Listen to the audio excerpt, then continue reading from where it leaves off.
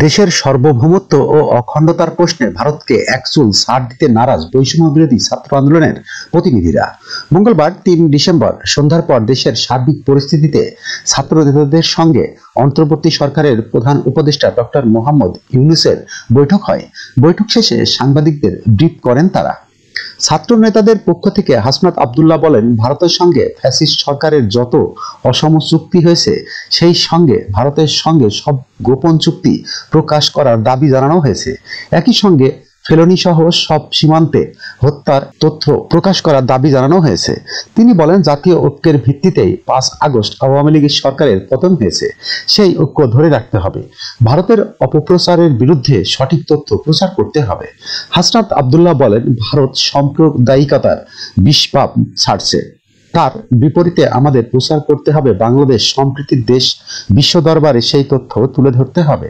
জাতীয় ঐক্যের প্রয়োজনে বৈষম্য বিরোধী ছাত্র আন্দোলন অন্তর্বর্তী সরকারকে সহযোগিতা করবে। এদিকে বুধবার সব রাজনৈতিক দল এবং পরশু বৃহস্পতিবার ধর্মভিত্তিক রাজনৈতিক দলগুলোর সঙ্গেও আলোচনায় বসবেন প্রধান উপদেষ্টা। বৈঠকে মোহাম্মদ ইউনূস জাতীয় ঐক্যের ডাক দেবেন বলেও জানিয়েছে প্রধান উপদেষ্টার প্রেস উইং।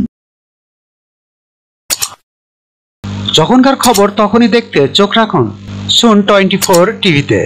চ্যানেলটি সাবস্ক্রাইব করুন।